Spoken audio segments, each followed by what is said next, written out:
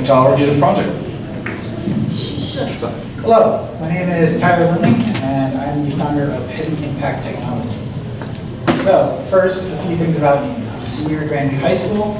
I've taken a Tech Ed 1 in computer-aided design. I find myself somewhat proficient in the SolidWorks computer-aided design program. I obtained my CSWA, and I've been a football player for 4 years at Grandview High School, and much longer before that, since I believe I was in 2nd grade, so probably a total of about at least a decade. So, first, a few things about my logo. Red symbolizes power. Black symbolizes strength, which is in the middle. Strong backbone, that's what I wanted to have. Blue, smart. I wanted this to be a smart project. And then the bold serif font just kind of emphasizes that this is strength. I want power, and not necessarily me purchases, but this is kind of the thing that I want. So, first, my project description. So, I wanted to bring objective data into choosing football players for positions. I'm a lineman. I hit the sleds up out in the field almost every week, at least once, probably twice. I wanted to measure that force of how hard are these people hitting the sled. Initially, I wanted to make a full football sled that had all this technology integrated into it, but I realized this was probably a bit of a overrun, going a little too far. So I decided to change it into more of a pad attachment that you could attach onto the front of these sleds. So you just kind of hook it on right here, and then you could hit it and read the data. So my project objectives. First was to obtain a CSWP, which stands for Certified SolidWorks Professional. Unfortunately, I did not get to CSWP, but I did get my CSWA at the end of March. I wanted to learn to code in Python. I did accomplish that. I learned through Code Academy, and they taught me pretty much all of my coding experience because I had none prior. Begin a work portfolio, that's done. I created this project, and that I can put on a resume. Expand CNC mill experience. I was originally going to make a scale model of this sled that I was going to build. Because I decided not to make a scale model, I therefore didn't need to use a CNC mill. I wanted to design Raspberry Pi circuits, so I needed to design a circuit that could use what is going to be called a force-sensitive resistor, or FSR, and how that will integrate into a circuit that I can use to read off of a Raspberry Pi, which is basically just a mini computer. So there's two big mini computers on the market nowadays, Arduino and Raspberry Pi. Arduino is probably more common, I think.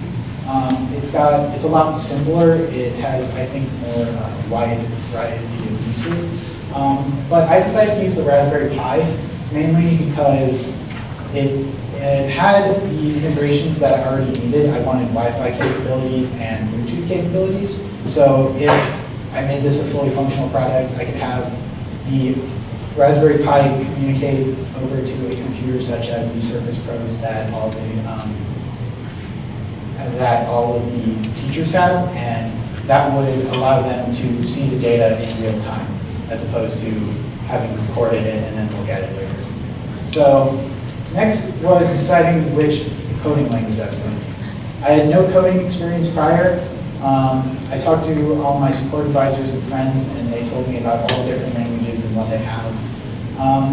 I chose to go with Python because it is I would say simplest to learn. It's got a very easy syntax and the way that things are written out. Basically, what you say is more or less what it is. And again, because it was my first time coding, it made it very difficult to learn. It made it a lot easier to learn than things such as C# or C++ or Java. Next was detecting the force. So I didn't really know how to do this when I started. I had some ideas, like maybe I could use like the force sensors that we use in physics, but then I realized those are really boxy and they would stick out. Then I learned about force-sensitive resistors, which are basically just flat pieces of, they have like a conductive material on the top and the bottom and then a pad in between.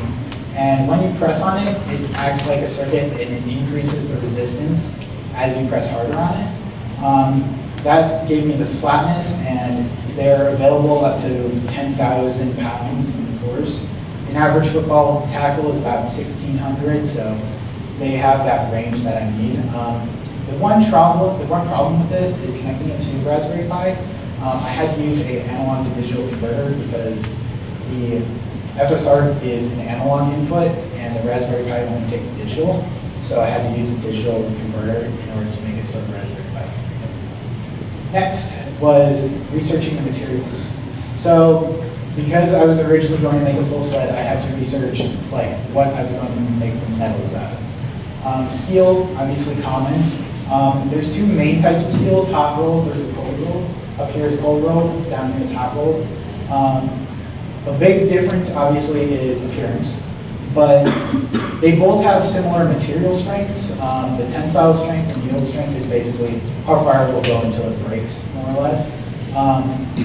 Cold rolled is actually a little higher than hot rolled, but the one thing that changes it was price. Hot rolled is way cheaper, mainly because it doesn't look as pretty. So if you're going to make a sled that doesn't really have to look pretty, you can just use hot rolled steel. Next was what I was going to make the pad out of. So there's two types of foam, polyurethane foam. So there's rigid versus flexible. Rigid is a lot stiffer. It's what the pads, I believe, currently are made out of. But the problem with that is, for my project, I wanted it to be able to compress, so it would at least read, the FSR data. And that's where the flexible comes in. So that's the stuff that you compress and it will come back to its normal shape. Next was nylon, which is just the covering that we go on top of the pad to waterproof it and make sure so the circuitry stays safe. FSRs, again, this is kind of an example of one. It's not the one that I used, but that's kind of what they look like. This pad, this is the area where you read it. The accuracy is not great, especially for like small. It's not great when you get to higher ranges. For shorter ranges, it's not too bad. So I would have to calculate that in. Also, voltage intake. I talked to a professor that had previously used FSRs, and he told me that they kind of have a football shape. So they start low and then they kind of bring up, and then they start high and then they come back down. So you kind of have to take the average of that to get a straight line.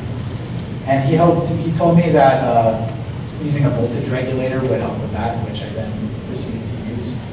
So, and then lastly, polyurethane foams. I had to create a custom material inside of SolidWorks to make it for I could run stress tests. Because a lot of the things that you need for a stress test, the built-in foam for SolidWorks does not have. So I had to go and find a Polish paper on the material properties of polyurethane foams. And that's this right here, is all their data, essentially. And that I could use to convert into, this isn't megapascals, but I had to convert it to PSI, and then I can use that as a custom material, which I made my pad out of. So, some roadblocks. Setting up a Raspberry Pi initially was probably my longest roadblock. I originally thought, oh, I'll just bring it to school, plug it into a USB port, and we'll call it good.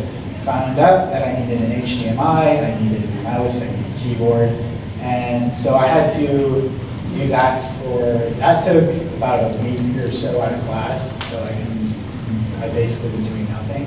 So that I remedied later. Coding the data collection, I was a little confused on how I would create a program to do that. Luckily, I found some libraries that helped streamline that process. Building a scale model, as I already explained, I was originally going to build a full, basically like a 1 foot by 1 foot scale model of the sled. And then again, creating custom material for the stress test and SolidWorks. So my expert advisors are Jeff Julian, he's a digital solutions engineer at Central State. And then Nathan Robinson, who has been my football coach for the past 3 years. He's a PE teacher here at Grandview, and he's the O-line coach at Grandview High School.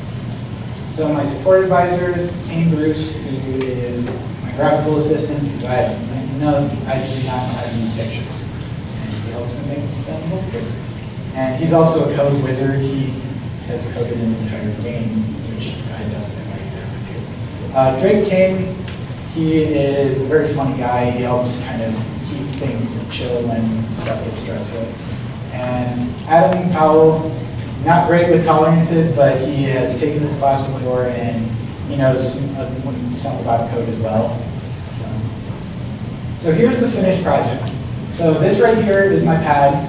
These two prongs sticking out are the FSR. This is what it kind of looks like without the pad. This is a 5-pound weight on top of it. This is the voltage regulator that I mentioned before. Here's all the circuit going through it, and then that's the Raspberry Pi bringing the data, and then that's a picture of the data over there. So that was me taking it with a 5-pound weight. And then here's show you a video of my first time taking it. Gives you a little bit of a better perspective. So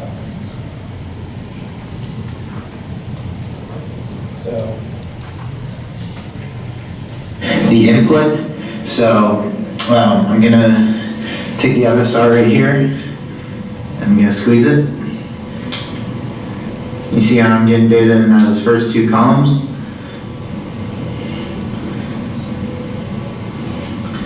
So, you can see squeezing it right here. 63, 55, those are when I'm squeezing it. And it takes the data every half second, So yeah, so that means I'm getting data inputted. So I'm just gonna stop that. So, like this line right here with the 1023, that means I'm getting a full read on the value from the FSR. Same down here. So that's where that was at. That was about 2 months ago, I think that I recorded that. So my project timeline. So originally October 10th, that's when we started. That's when we basically started. We had some pre-presentations and setting our logos and all that first. But I researched Raspberry Pi models because there's the old Raspberry Pi 2, and then I bought the new Raspberry Pi 3, which had built-in Bluetooth. Researching the force meters, that was me learning about the FSRs. Materials for building, that was me learning about the steel and then polyethylene foam and all that. Still researching building materials. Next was researching SolidWorks simulation. I had never really run a stress test before. And then code specifically for the project, which was going to be the built-in when I eventually got to that. And then on the 30th, so at the end of October, I started learning how to code in Python. All of November was learning how to code. So that was me just going on to Code Academy basically every day, going through a lesson or two, and yeah, it's a lot. Basically, all of this is just different ways to manipulate the code and the data that you get. And then at the end, I started looking in for libraries on how to help streamline my code and Bluetooth communication, as I mentioned before. Next, originally, I was going to code the force sensor communication, reading the force data and outputting it to a computer. But setting up the Raspberry Pi, as I mentioned before, took forever because I thought I needed Ethernet, and again, just kind of broke the record now. So through that, I got it all up and running. I just ran the basic program. And then I researched the wire configurations on how to create a circuit for the Raspberry Pi and connect it to the FSR. Next, when we got back from winter break, I built an FSR from a DIY kit, so do it yourself. So it came with aluminum foil, a conductive material, and then some kind of wrapping so it stays together. So I built that. I started designing my sled in SolidWorks. I built the sled, pieces, and then I put it all together. I updated my presentations. We had our menu presentations. And then I started modeling my wiring in Fritzen, which is a common wire modeling or circuit diagram program. Originally, I was going to be debugging all my code that I had created for the sled. And that was going to be kind of at the beginning of the month before I started designing it. But then, since I didn't get it all set up, I had to put back the debugging and the coding. So February, I continued modeling, I finished modeling, and then I started to test the fit pre-soldered, and then also learned that I didn't have to solder because I was using a breadboard as opposed to a different type of board, ECM. And then I tested my FSR at my house, and I custom. At this point, I had already modified all my timelines, so I cut my polyethylene foam from my fake pad, more or less, and And then I tested my FSR inside the phone and confirmed that I was receiving good data from it. Next, I was going to test Bluetooth communication. I unfortunately did not get to creating a Bluetooth module for it. So all of this was mostly just studying for my CSWA and CSWP, and then also making sure I'm just receiving data and kind of calculating out some things. And then originally I was going to assemble the scale model and test the Bluetooth in the model and make some final revisions if I needed to. Lastly, in April, which didn't really change because it happened, it's now. I started putting together my table presentation, which includes all of the stuff that I have here today. Put together my board. I set up a SolidWorks animation of the stress test of the pad on my pad. I wanted to update my final presentation, which I did, obviously, and then practice my final presentation for today. So that's my bibliography is rolling. Anybody have any questions? No? So if you were to put this onto an actual football pad, would it still just be the small square where you make it the shape of the pad so you can get a full So if I were going to make it into a full-scale model, it wouldn't be small. It would probably be probably about a 2 to 2.5 foot by maybe 3 to 3.5 feet. So, and then it would cover most of the pad, maybe not the top part. And then you could hook it on using straps. So, any other questions? Adam? So when you go to actually hit the pad, if you were to have a full scale model, some of the force would be absorbed by the foam you have to protect it. Yeah. What are you doing to sort of account for that in your final display? So in the final display, it doesn't have anything built in to help compensate for that, but if I were to keep going forward with this, I would create a program that would take in the data. I have an approximate value for how much percentage of the force is being lost, and then I would throw that into the program and say, okay, if that's how much force is being lost, what's the actual net force that's being hit on the pad? And then you can calculate that out. Any questions? Okay, well, thank you. Good job.